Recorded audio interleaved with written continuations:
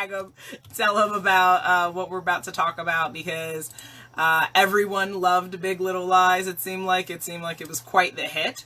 So again, you know, this is the cover of the book, and with that, I think what we'll do in this book club meeting is going to be a little bit different than some of the other ones that I've structured, because I decided to go with some reading guide questions that I'm going to answer for the first time just on air with you guys. So I definitely want you to communicate with me and to make sure that you join in this conversation, right? This is a book club meeting where you can do anywhere. And just for anyone who's not aware of who I am, my name is Natasha Nurse, owner and co-founder of Dressing Room 8, a coaching and consulting business platform all about empowering women, business owners, women in their careers, women who are looking for transformation in their life, in their business, and everything in between and beyond. So with that, let's talk about Big Little Lies.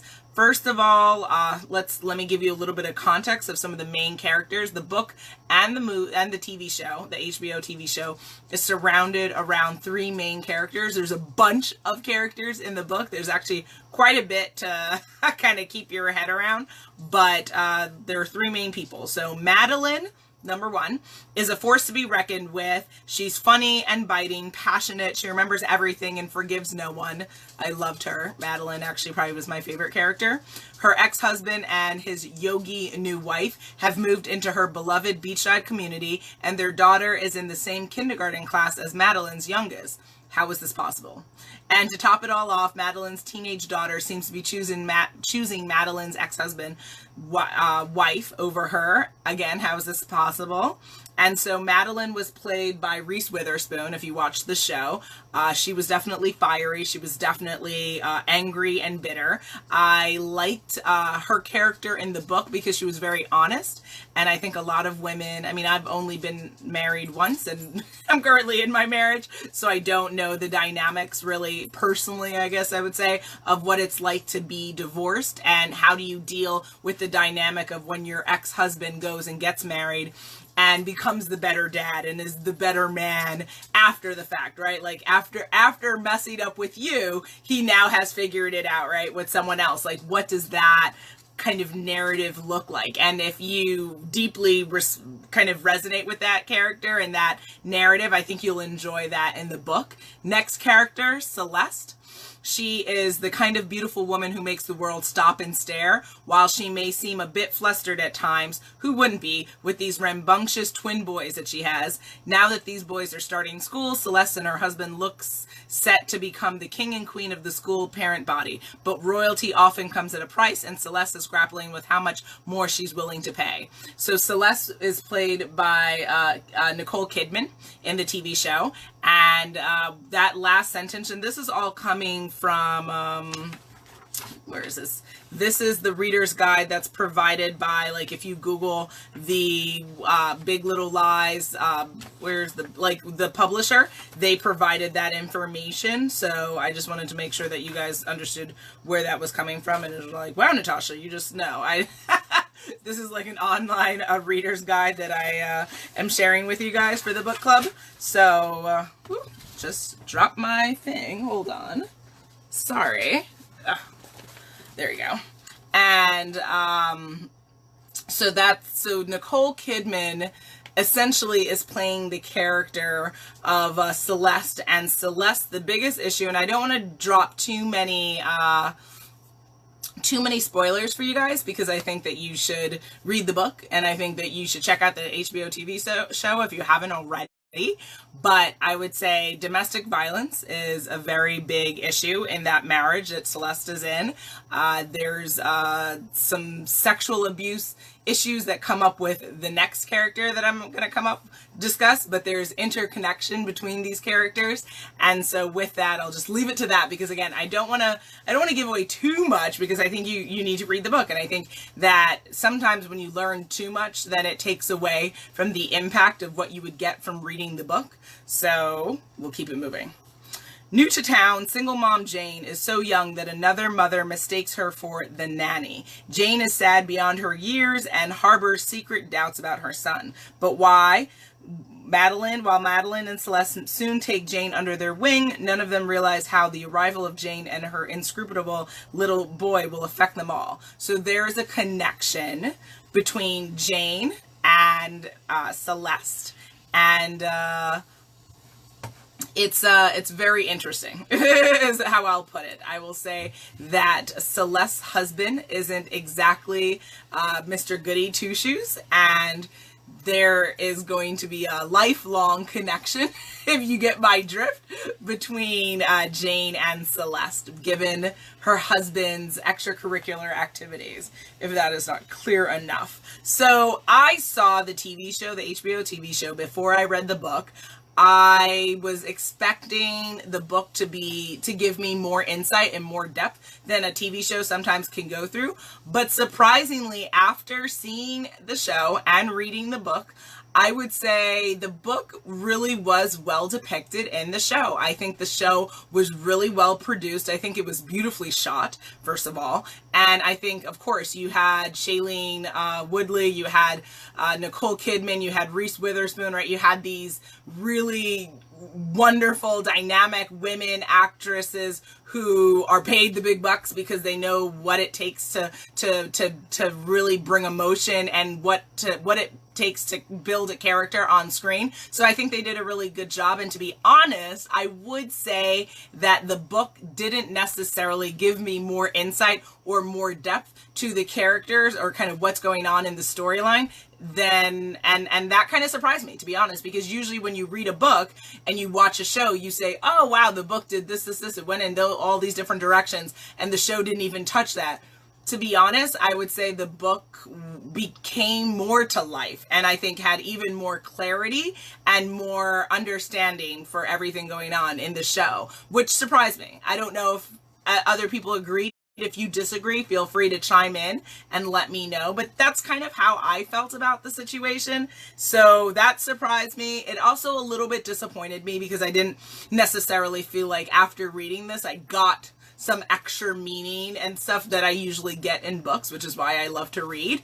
But, you know, that's my opinion. Everyone's entitled to their own. And so with that, again, with this reader guide that I found, I thought it would be fun for us to do in the book club this time, because I haven't necessarily done this before, some reader discussion questions. So I'm just going to pick through random ones. I have a lot, so bear with me.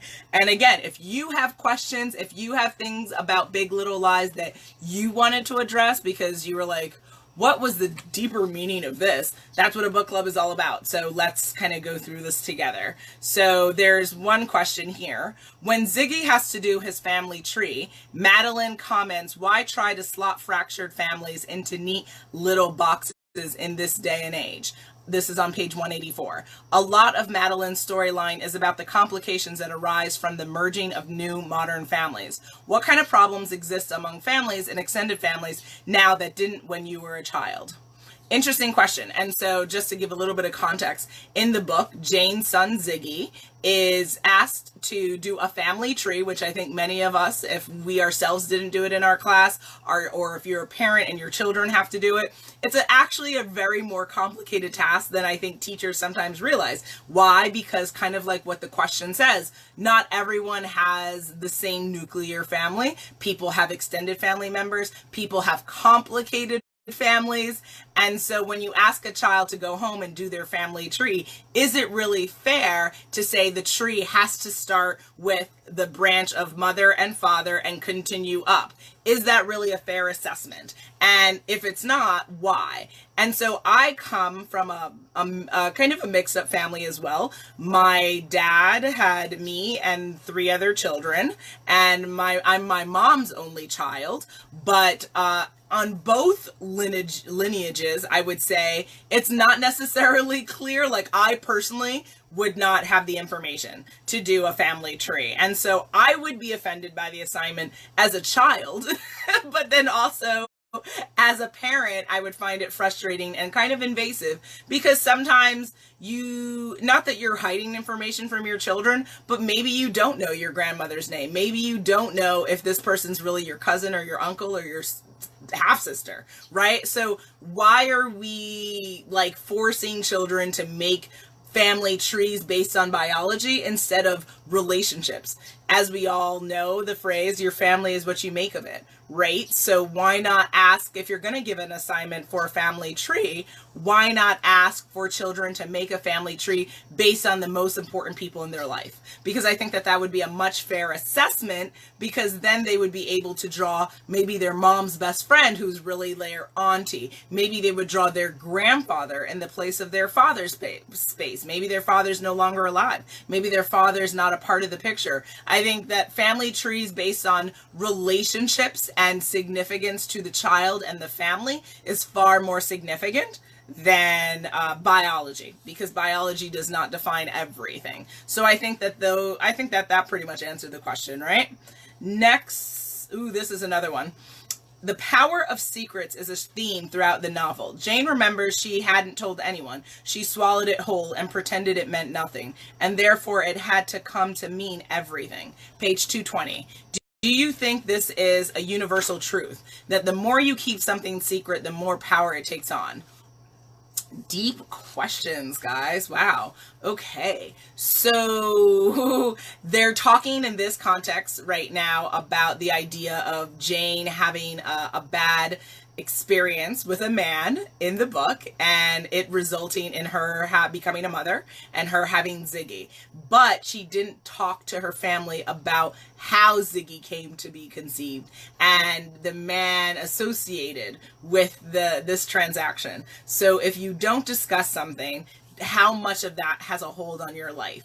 So your words have power, your thoughts have power. If you are constantly thinking about something, whether you share it or not, is it going to occupy your mind? Yes, because words have power, whether you think them or speak them. So I think it's more so not about the power of the secret, of the secret in the sense of you not sharing your words. I think that the power here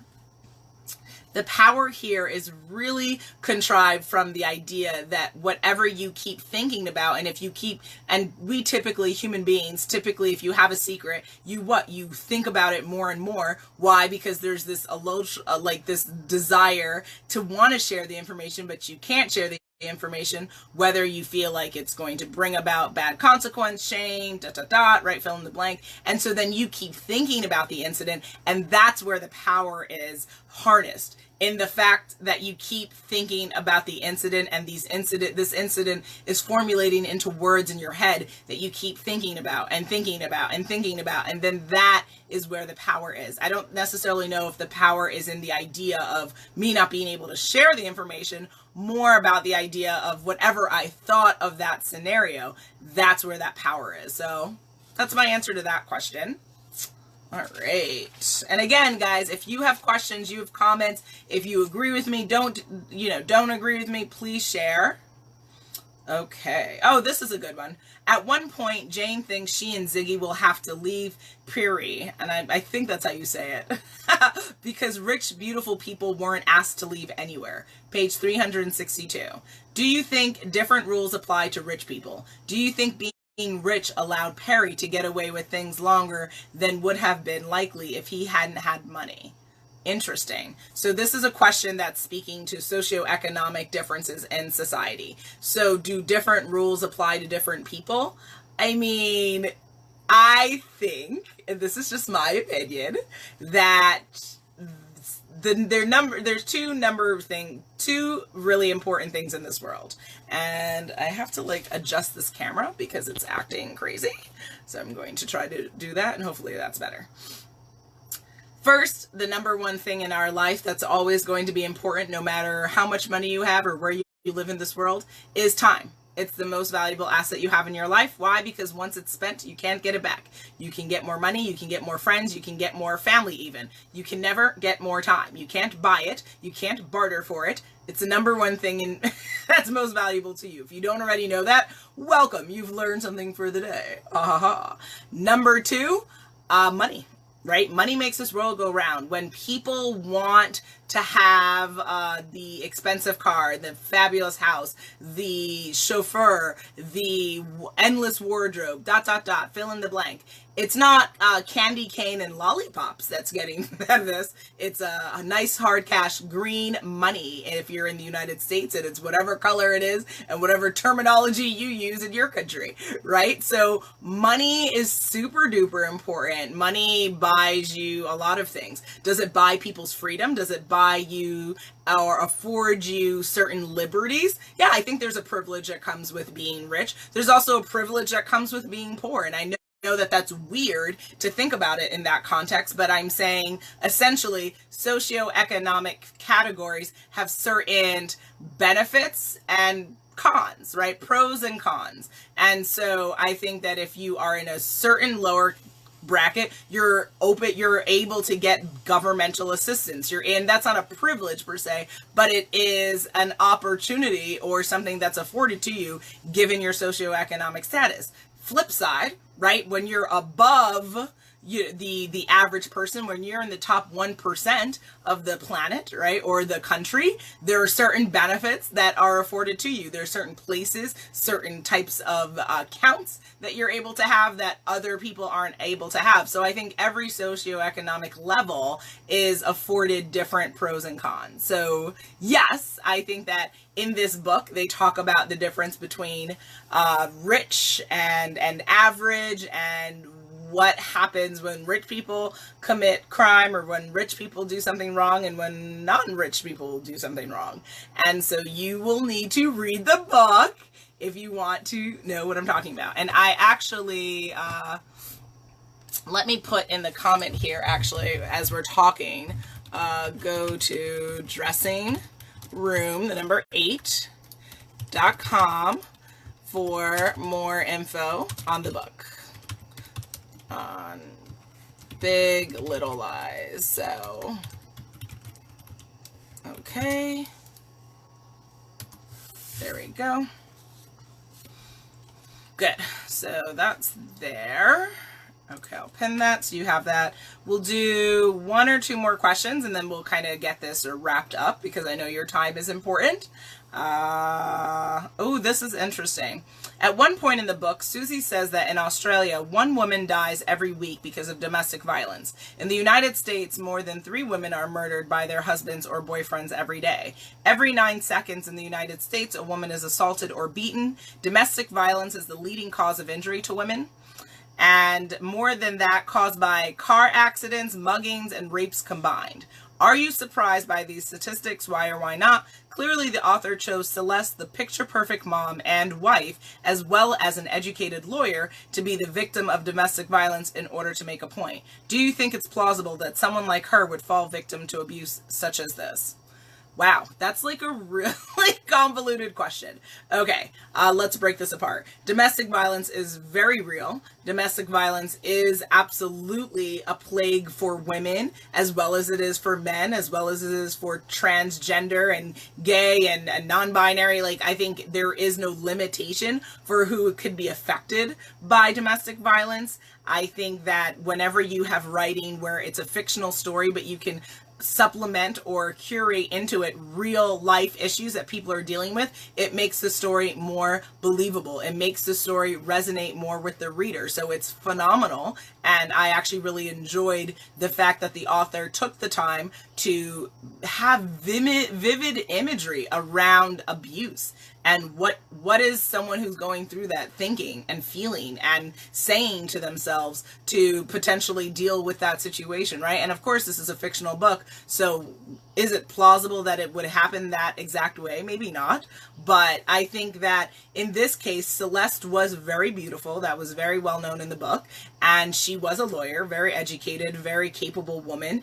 Was she a person who necessarily walked around in the book or in life, if you were to envision her as a person, saying, I deserve to be abused, this is right for me? No, I think that it's complicated, right? I think that when you fall in love with someone, you fall in love, hopefully, with the right things. And then sometimes you might not fall in love with the person that you think you're falling in love with. And in this case, I think that Celeste loved her husband but she didn't know her husband, and she didn't know the depths of hurt and anger and anguish that lived within him. And I think that she paid the price for that with the domestic violence. And I think that the lessons I learned from the fictional story is the idea that when you get in relationships with people, you have to understand who you're talking to, who you're sleeping with. Who is this person in the bed with you?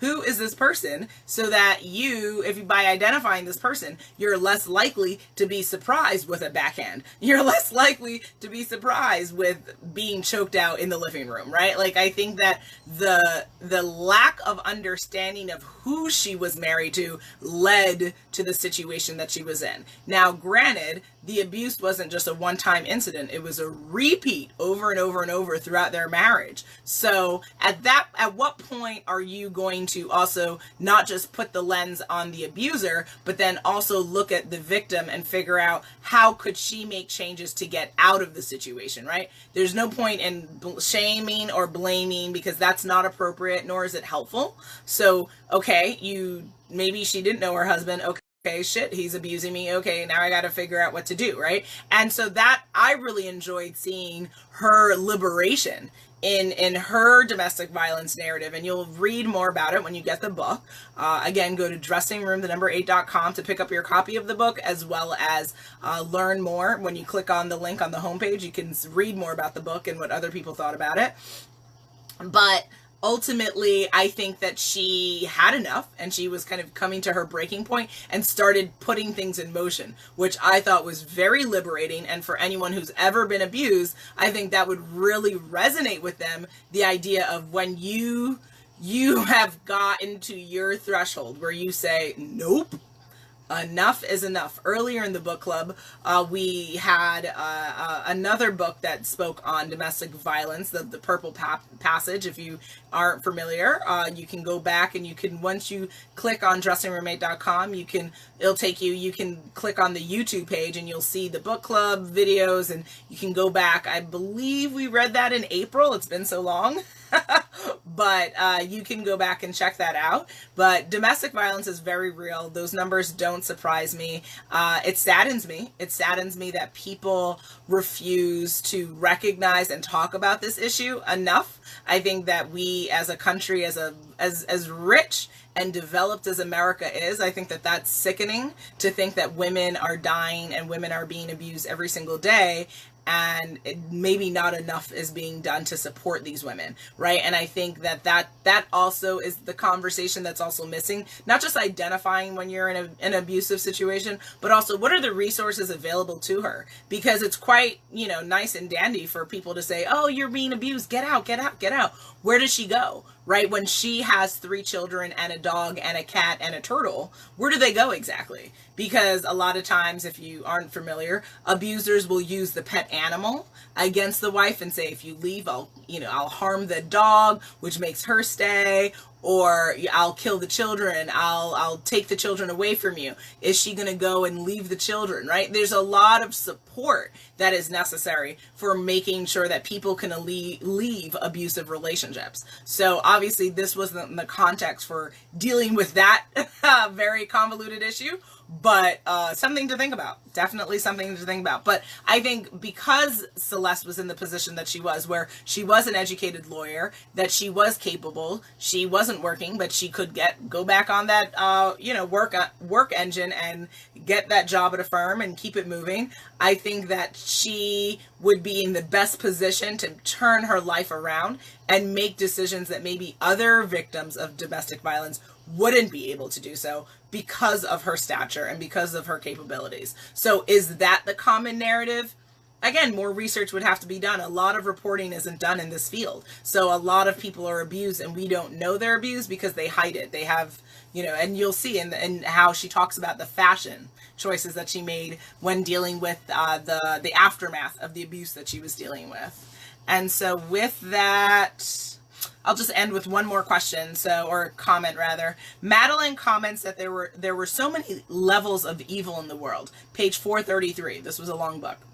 Discuss the implications of the statement in light of the novel and the novel's different storylines. So just to repeat that, there were so many levels of evil in the world. So she's talking about the end, essentially, in this. The book is literally framed, and if you watch the show, you understood this too. Once you got, I think, past the first couple of episodes, the book and the show is climaxing to like one specific moment that's going to happen in the book, and that moment will change the lives of all parties involved, right? All three main characters, as well as the children of these characters. It's one kind of big climax that we're working towards. And she's talking about the idea of like the lesser of two evils and what is evil when you think about it, and do you do something wrong for a bigger outcome that's correct.